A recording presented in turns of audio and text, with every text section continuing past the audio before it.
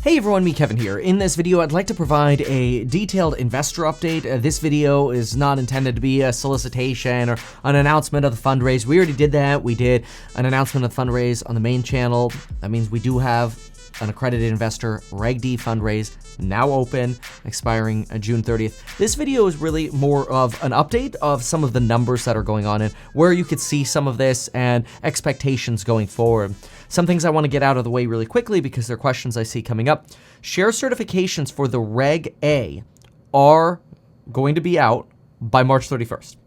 One of the reasons those have taken a little longer than how quickly we were able to get share certs out for the prior Reg D round is because we were working with a third party. And everything has to be reconciled between the third party and us. And we're almost done. We're down to like the final maybe like $80,000 to a couple $100,000 that have to be perfected. And some of this involves transferring and miscellaneous adjustments with people's investment, whether maybe they didn't include a wire fee or their international investments, whatever. We're almost there. So anyway, we'll get that out of the way. What I'd like to talk about though right now are some of the real numbers when it comes to HouseHack and some of the details surrounding those. So first, when you go to househack.com, you're going to see our actual operating webpage where people can send us deals, get a cash offer quickly. Basically, as we grow the company, this becomes a tool for people to submit deals to us, which is great. And people already send us deals. Hey, can you buy this? Can you buy this? One of the big things about us being able to pay cash is it actually creates a wedge, right? If we can go to a multifamily deal and say, hey, look, you got problems with management, this, that, or whatever, we can close in 2 days cash.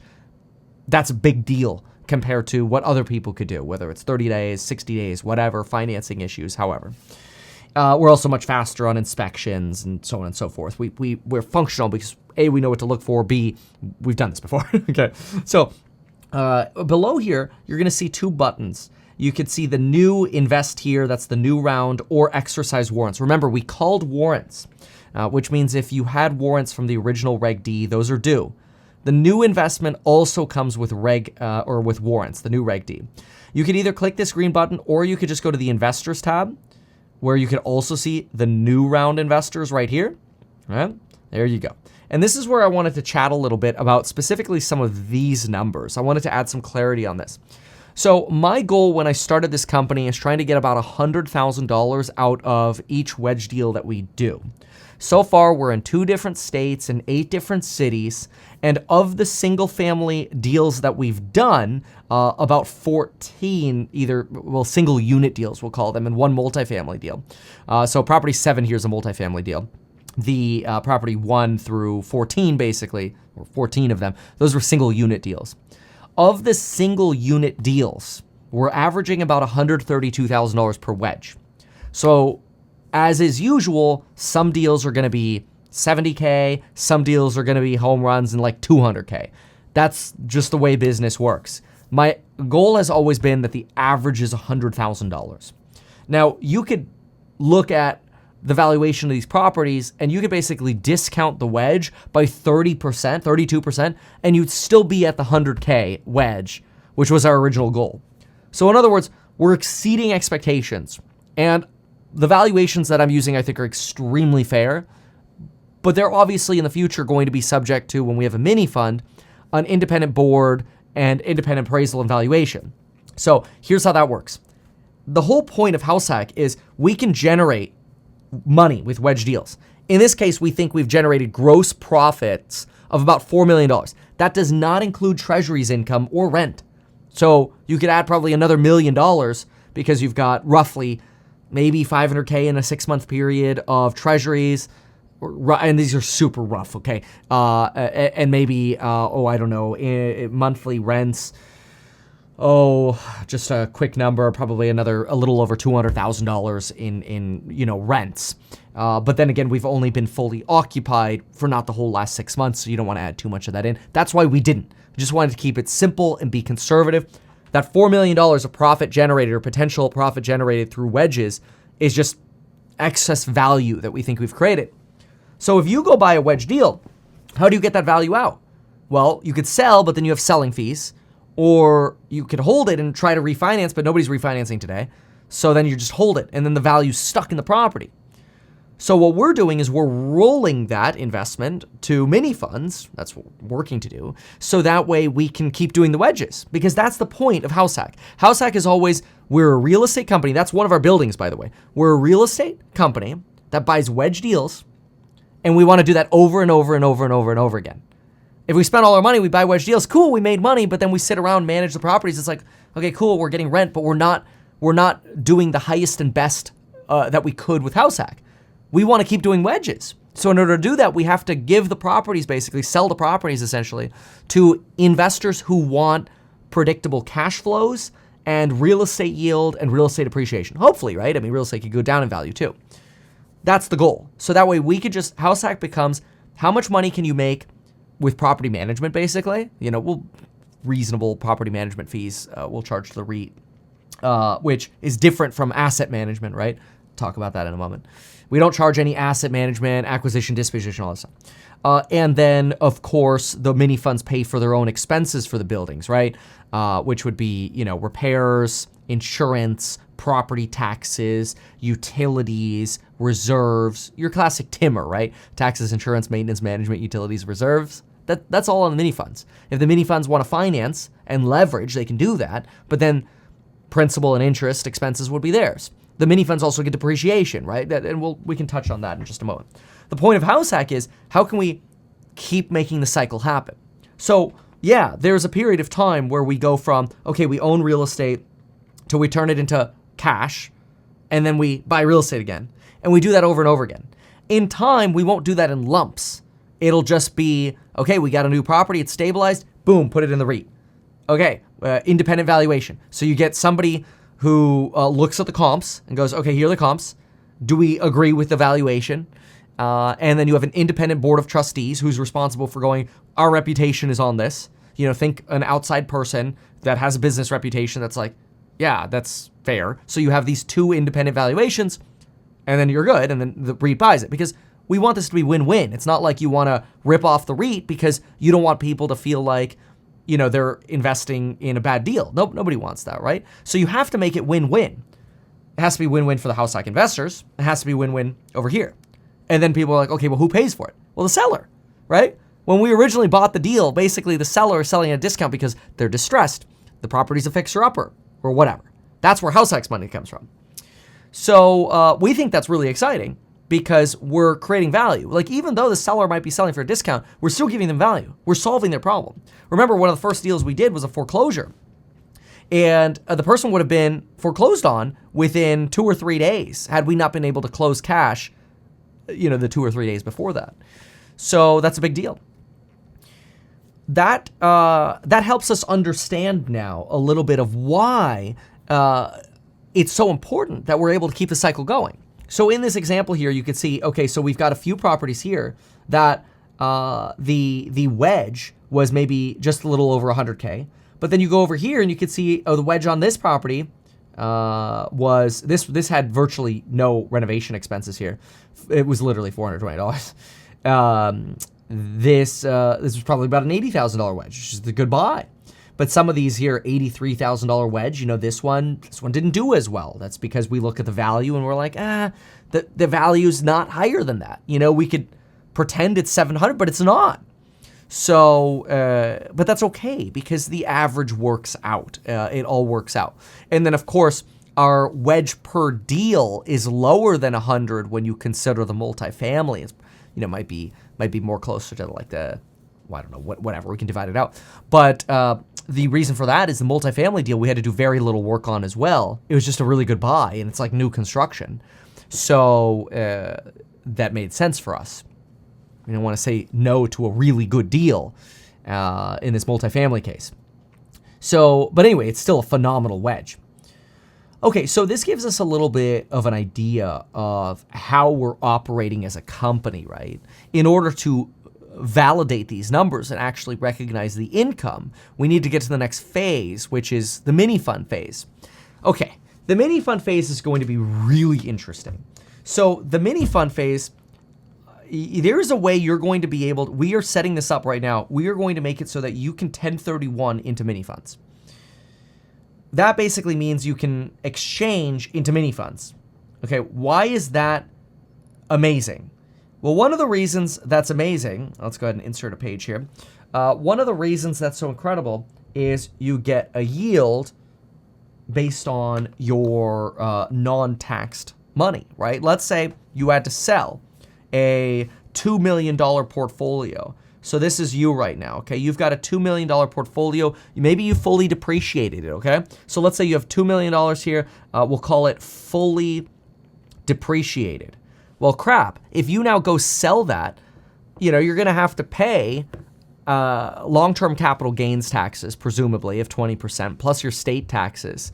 Let's assume your state taxes are 5%. So let's call it 25%, averaging out here. Obviously, if you're in California, it's going to be larger. Because it's 2 mil, we're going to go with the long-term cap gains of 20% rather than 15.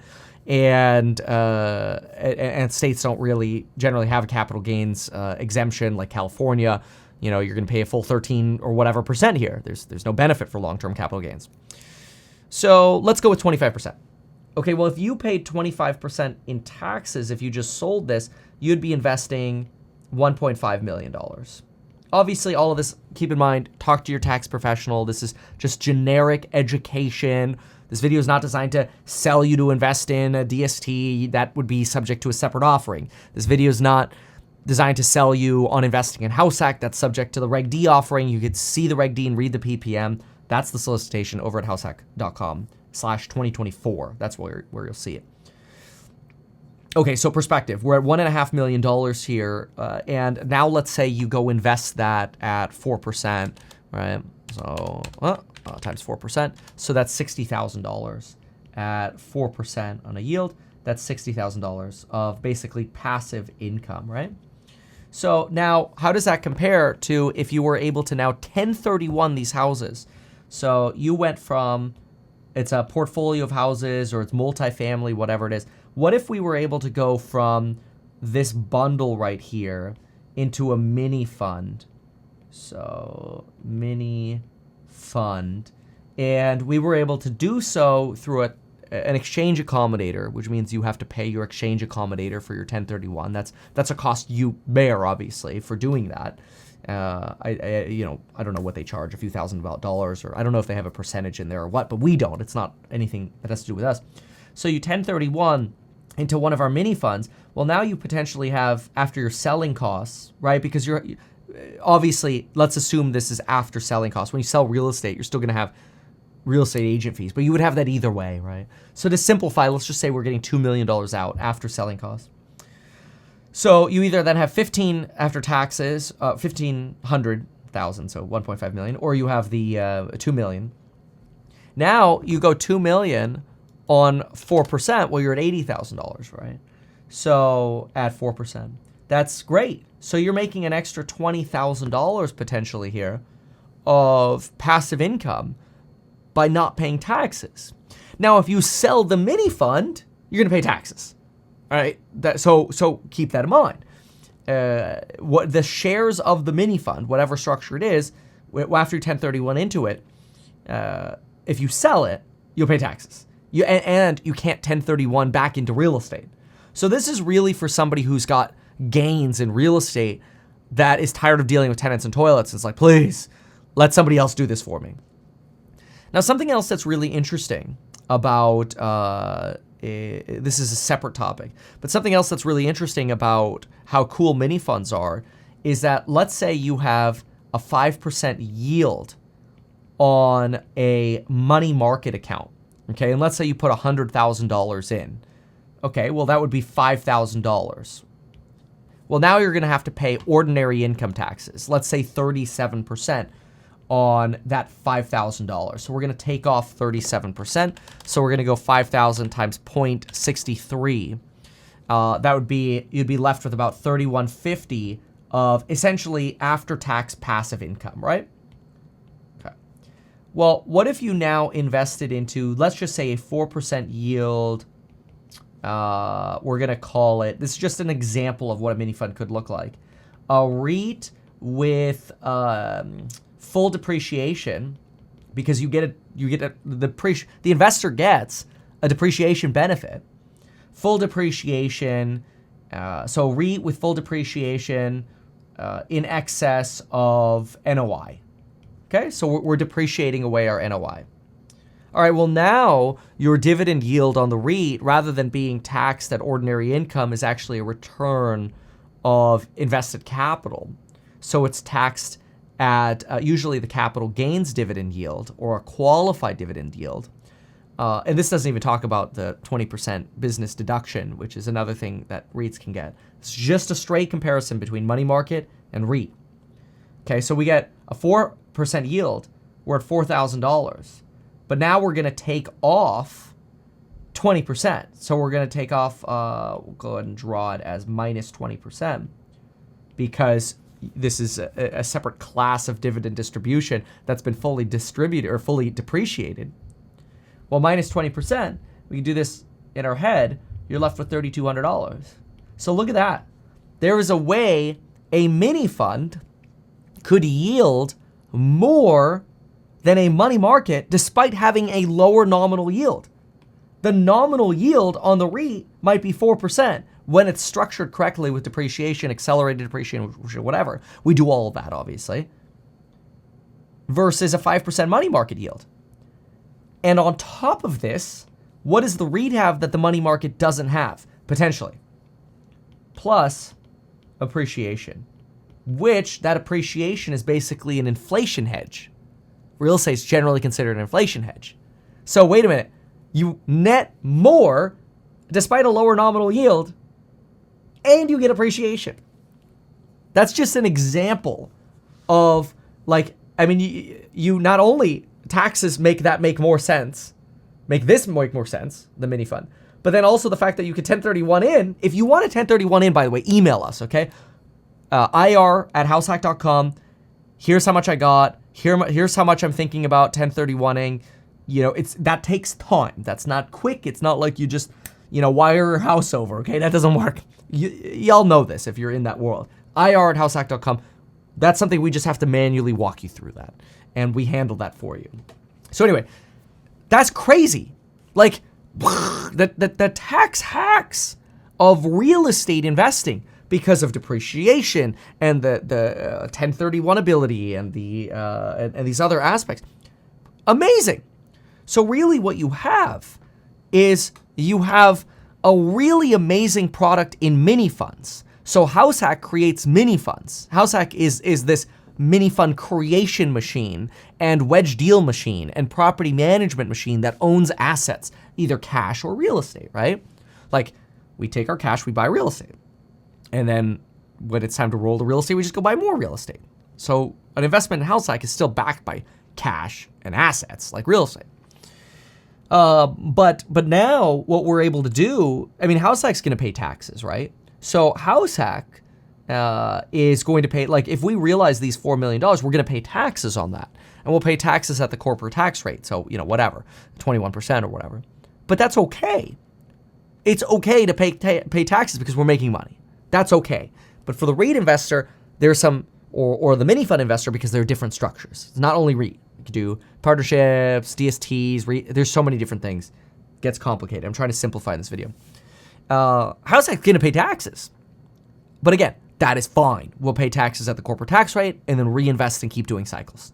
Perfect. Corporate tax rate, until it's distributed, is actually great, because then we're only paying 21% instead of ordinary income taxes, right?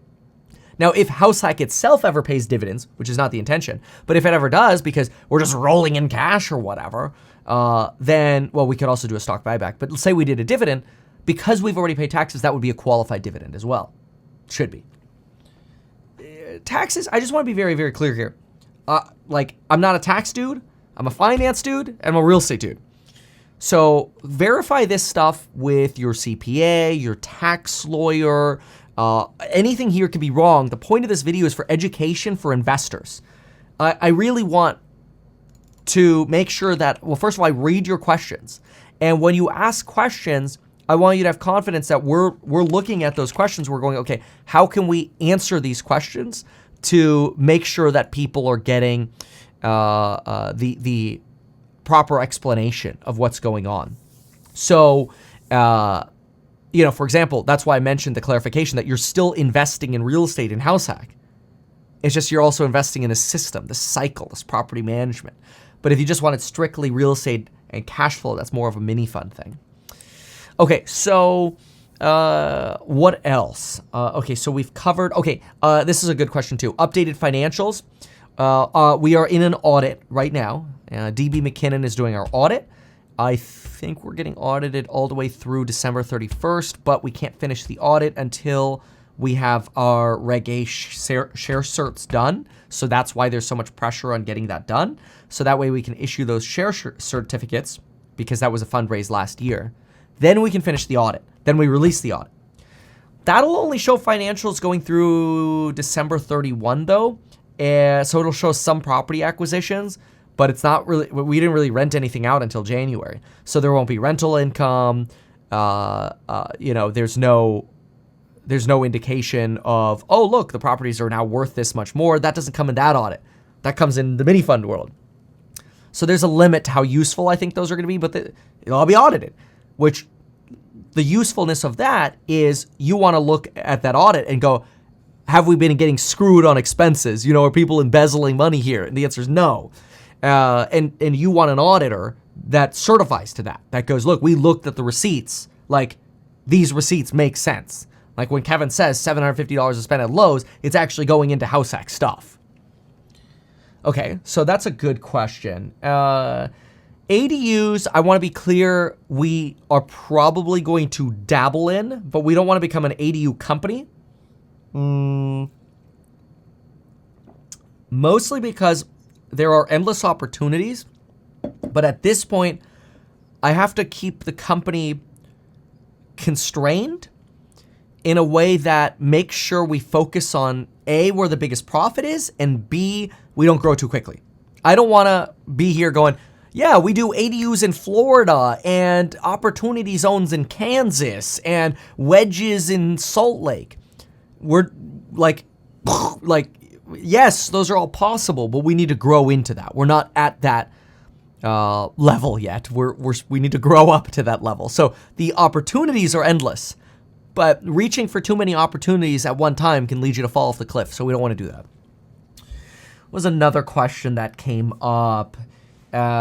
So remember that the original investment into HouseHack is an investment into a company, not real estate. We've always made that clear since day one.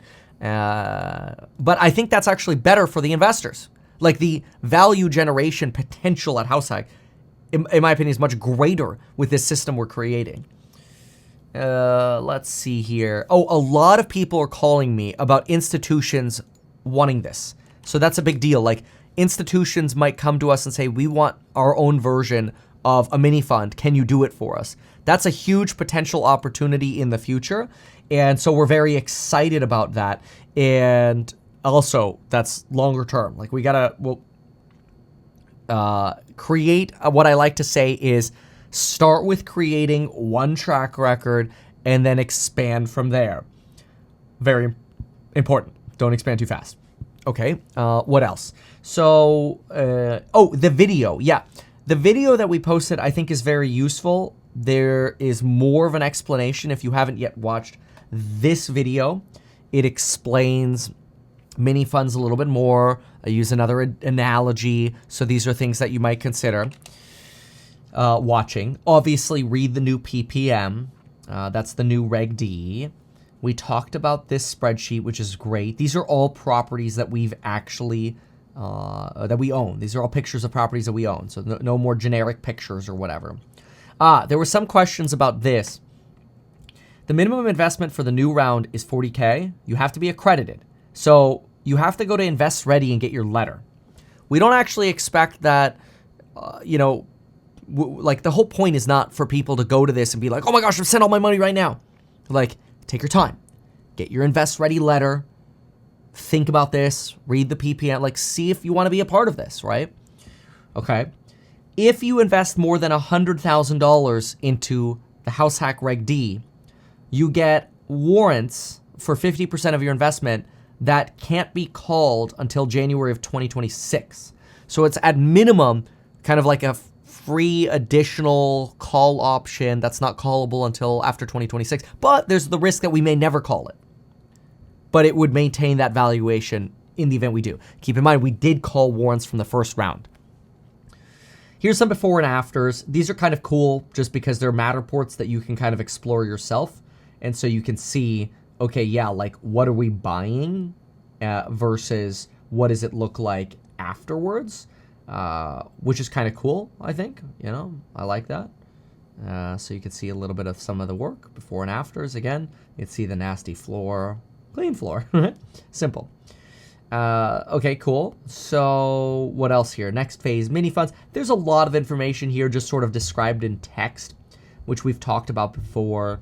More examples on what a wedge deal is. At this point, you should be very familiar with that. Here's some more after pictures. These came out really nice. It's just sort of an example of our style and the formula that we use, the countertops, the whatever it might be.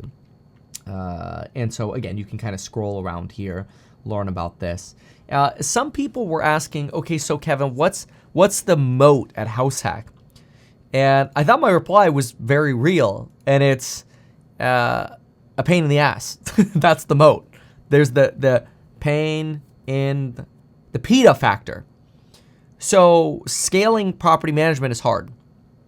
Scaling property renovations and acquisitions is hard. Negotiating deals at scale is hard. Those are all hard things.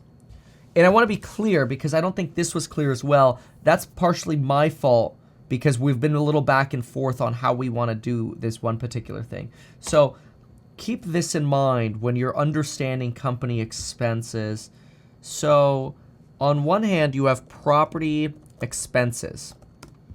Okay, so we'll put that on the left. And then you have asset expenses. So asset expenses are things like commissions, acquisition fees, disposition, so selling fees, redemption fees, sourcing fees, renovation fees. So consider that for a moment. You could have a renovation fee on top of a renovation cost. Remember your normal expenses for a company, a property. The normal expenses for a property are property taxes. That's the T, right? Then you have insurance. Then you have the maintenance of the property. Then you have the management of the actual property, dealing with the tenants. You have utilities. You have reserves. And then, of course, if you have debt, you have debt service. So that would be debt, or we could call it depreciation, interest, principal. I like to call it D plus I. So TIMR D plus I. Property taxes, insurance, maintenance, management, utilities, reserves, depreciation, interest, principal. Although principal is not really an expense, right? But somebody could charge, and funds, many funds do this. You have to sort of look at funds individually to see if they have this. But you could buy and sell a building and have to pay a commission. You can acquire a building and have to pay an acquisition fee through a fund. Or sell a property, there could be an additional fee. Or to renovate, there could be a fee for the pain in the butt of coordinating the renovation. So you still have the renovation cost, but you also have the renovation fee. You could also have an asset management fee. So that's usually what we call an AUM fee. So AUM, assets, it stands for assets under management fee. And that's usually like 1% or whatever, right? So that is different from a management fee. So a management fee might be 8% of rents. That's very different from 1% of the asset. If the asset is $3 million and the rent is, let's say the rent is $250,000, and then you take off the expenses off of that, you have a net rent. You have NOI in that case of $162,000. Well, the property management fee is based on the $250K of gross rent. So in this case, a property management fee of 8% would be about $20,000. That would be a property management fee. The asset fee in this case would be $30,000 at 1%. Notice the difference there? So the asset manager takes $30K and it's really managing the asset. And the property manager takes $20K and that's managing the tenants. The world is full of fees. It's crazy. So my idea with MiniFunds is that we do none of this. We're doing this for free. Zero. I've previously suggested maybe there's a way we could do no management fee as well, like actual tenant management. That's probably unrealistic. So we're probably going to charge like 6, whatever a competitive property management fee is, 6 to 8%. That's normal. And again, that's over here. That's just at your normal property expenses. So that helps us pay for our payroll over at HouseHack because we're actually providing a service. We're managing these buildings. We are retaining management of all the buildings that are going into this. That's actually very important. You do not want somebody else doing the management because most managers suck. And I'm not saying that we don't suck. I just think if we do suck, we would suck less because property management is hard. But I actually think we are excellent property managers. I think we're great property managers. So, yes. That was another good question that came up, though. So, again, the point of this is just answering your questions. And leave the questions down below or email us. Like, the regular things that come up, I want to answer folks' questions because, A, I respect you. B, I think you're here because you genuinely want to know. You're thinking, is this a company I want to be associated with? And if you have unanswered questions, well, that's not good. So if I look at, I'll just go into like IR really quick. I'll go into the IR email just because there were some emails I was replying to as well. And it's all just to sort of help the team. So let me type in one. I remember we answered one person here together. So, yeah, okay. So when it comes to the MiniFunds and the 1031, that's probably beyond what we can really explain right now because in this video, because we need to perfect that with our tax attorney, which we're in the middle of doing right now. We have a really good rough outline already, but we can perfect that outline probably just through email, personal customer service. I mean, how many people are really going to do that? I don't know. I don't think if thousands of people watch this, maybe 100 people want a 1031 into this, right? Okay, so if you have a common thing that comes up, if you have issues with your portal, that's probably because we have Pulley from the accredited rounds, and then we have Dalmore for the non-accredited round. Most people who have questions about the Dalmore portal, we're working to solve and fix. Because there's a third party, it takes a little bit longer, but we get it done. Somebody here had, for the MiniFunds, is that a separate company every time? Not necessarily. It depends. We could have a different MiniFund for a different region, different MiniFund for a private institution like a family office or a bank. We could have a publicly listed MiniFund. We could have the 1031 MiniFund. These are all different things. So there's a lot of entity structuring that it's not very straightforward. So that's why I try to simplify that here, but understand we have to work perfectly with tax accountants and auditors to structure it so that we don't screw it up. Okay. Will existing shareholders of HouseHack receive any benefit of the MiniFund? Yes. The investors in HouseHack get the fact that we are now proving the cycle. And so we are realizing that wedge value. That is the benefit to HouseHack investors, which is huge because it changes the real valuation that HouseHack could have. If HouseHack proves these cycles, the valuation of HouseHack might not be $20 a share. It could be $5 a share or $10 a share. I don't know. But it's likely more than what it would just be with just, yay, we got the wedge one time because it's an operating company. But no, any kind of investment into the MiniFunds would be a separate offering. There would be a different offering circular, or if it's publicly listed, there would be an S1 registered with the SEC to IPO. These things have to be audited, and there has to be there have to be independent valuations. All of those things come up. Okay, but we've already explained that. So we talked about management. That's important. I think I've clarified that enough now. We've talked about, I think that pretty much hits everything. Payroll. Payroll was another one. So our payroll right now is probably, Yeah, that was sort of my guess. We're probably somewhere around like OPEX expenses, somewhere between 1.8 to like 2.5. And then we've got some contractor expenses. So we're somewhere around probably 2 to 2.5 is probably where our OPEX sits now. And that's super rough estimate. I don't have the QB up right now. It's super rough estimate, so it could be off. But it's all in the name of transparency.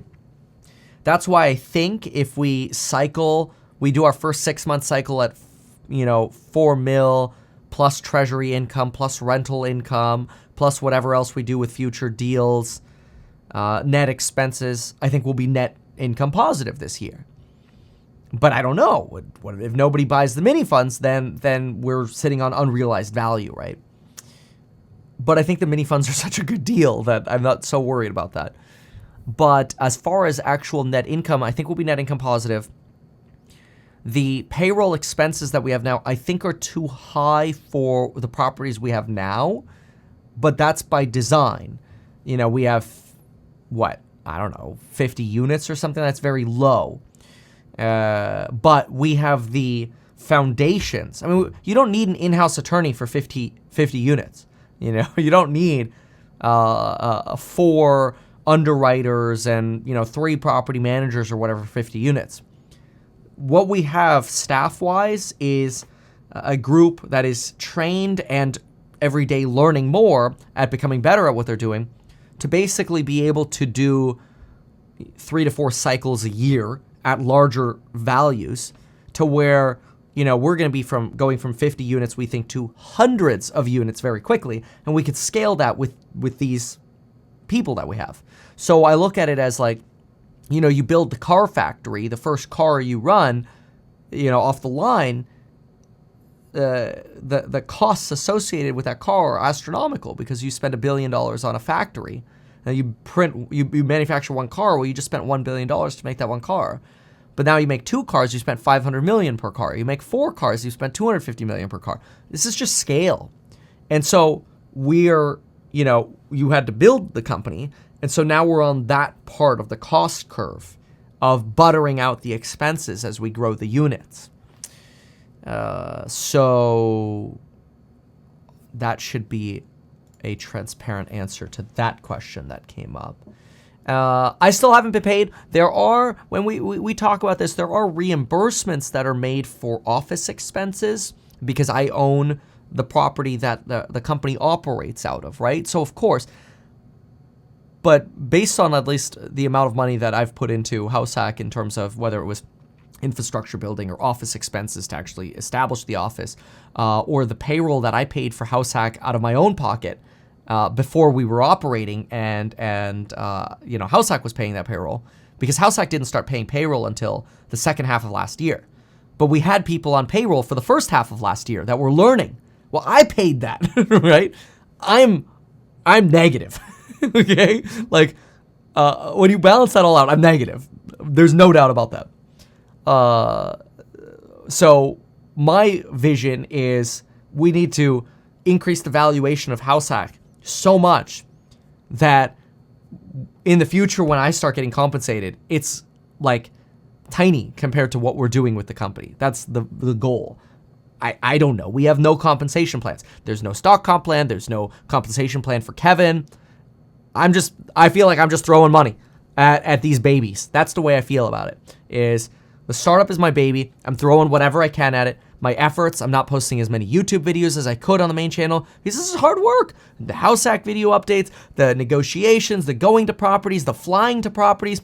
We spent a year, basically, well, maybe it was more like 10 months, flying to different areas going, where do we want to start? Where do we want to build the best foundations? Who paid for that?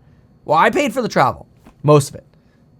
Because there were some flights that people would take on commercial airlines, and I'm like, okay, HouseHack's gonna pay those. But yeah, it's like, it's draining, but I love it. So I think that transparency is really important.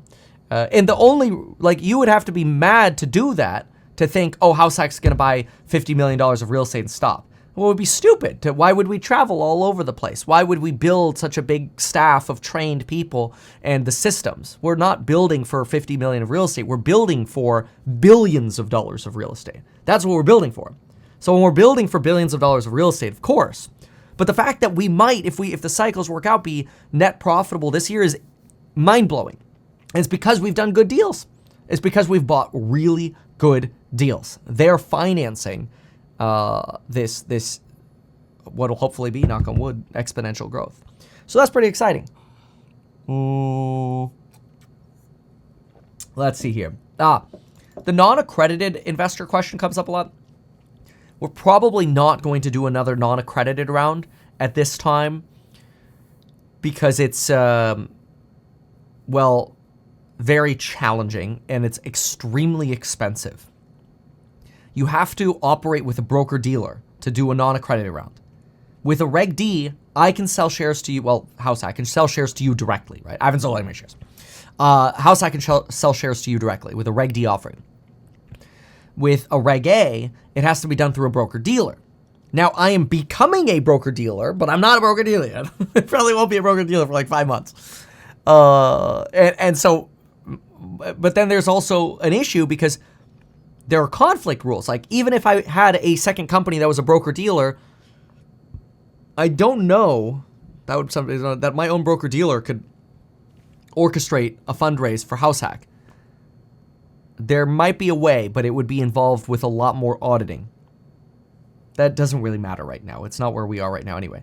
But by the time we actually even get to that stage, we think we're going to be cycling MiniFunds and the 1031 funds to where HouseHack's not going to need to raise money again. Once MiniFunds start, if it all works the way the plan is, HouseHack should not have to raise money again. That's it. The door closes, no reason to raise money. Then it's just run the business. I kind of think of it like Lego, like you just go make money. They're a private company. They've never IPO'd. Now, I want to IPO it because that way the original shareholders have liquidity, but we could also buy back shares if we wanted to. But that's not a goal.